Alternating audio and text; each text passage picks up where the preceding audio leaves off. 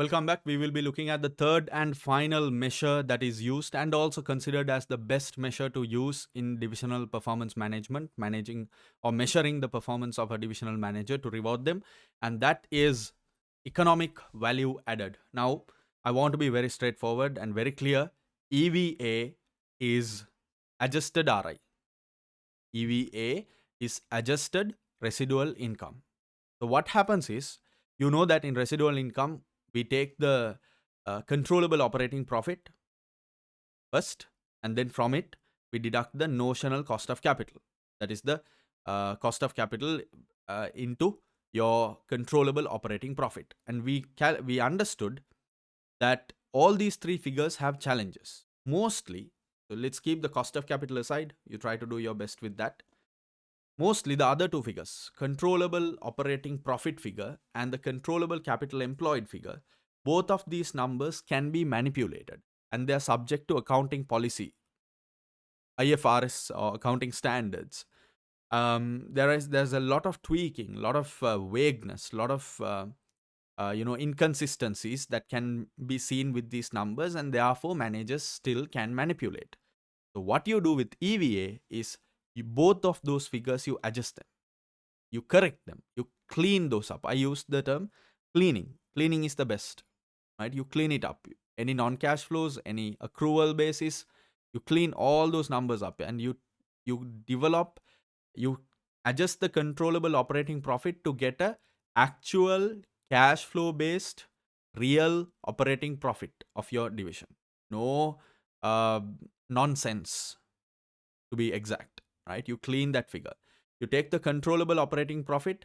You get rid of all of the issues that that figure may have, getting rid of liabilities, contingencies, anything, any allowances you have made, all of that that will make that number smaller, or changed from what it really is. You clean that number. So the controllable operating profit cleaned, you call it NOPAT, net operating profit after tax. NOPAT, right? Even tax implication, because it's a commitment, right? You have to pay. So you get rid of that. So net operating profit after tax is what you use on top. That you deduct by WACC, and you know how to calculate WACC, and WACC multiplied by the adjusted capital employed. Adjusted controllable capital employed of your division.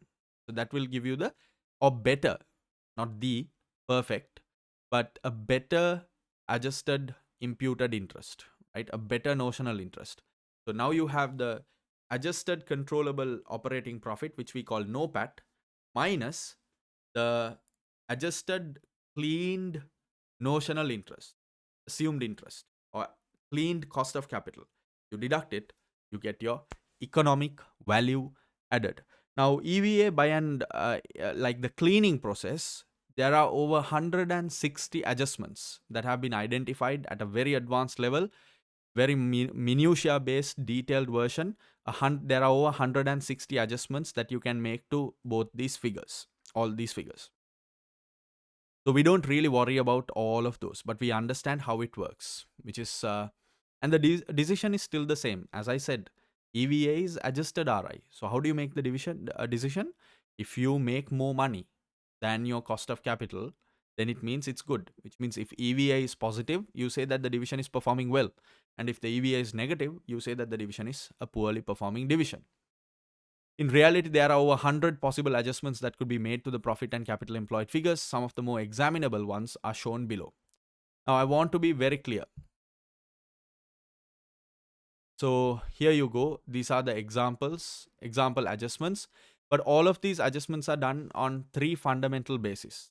And that is looked at with examples, with a calculation that is looked at in the calculation explanatory video that you have, which if you have watched, you would have understood it. If not, you will be watching it next. So this is the NOPAT version, and this is the adjustments to capital employed figure. So when you make those adjustments under the three fundamental rules or concepts or logics, we make sure that the EVA is a very clean figure. So make sure that you don't miss the video, and don't try make sure you don't miss the calculation itself.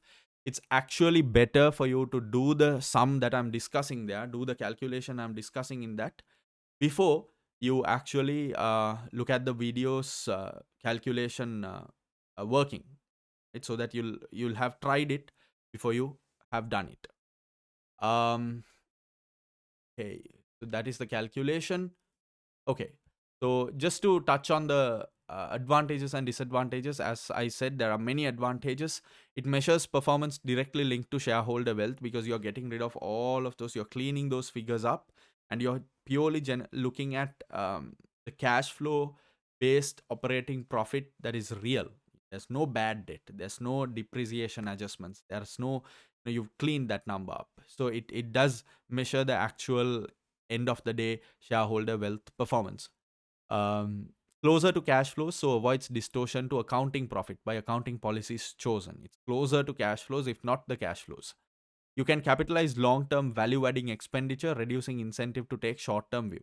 So one of the adjustments you learned, and or you will be learning, or you already have learned, is how you capitalize expenses if they are bringing in long-term value.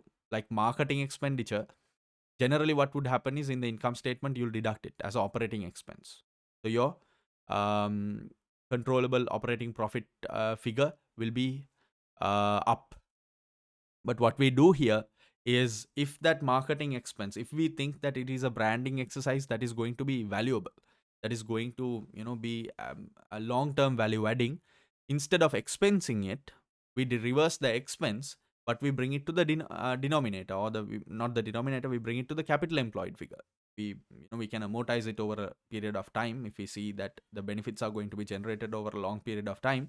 But what we do is we bring it as an asset. We consider that expense, traditionally uh, treated expense, in EVA we treat it as an asset, because we think that there's long term value in it, and therefore you basically have a better view of what exactly your expenses are, whatever exactly your investments are. Very easy to decide: positive, then the division is doing well; negative, not doing good. And it makes divisional managers aware of the cost of capital or cost of financing. However, disadvantages: numerous adjustments. Like I said, there's about 160 adjustments. A lot of assumptions are made, especially with the WACC calculation.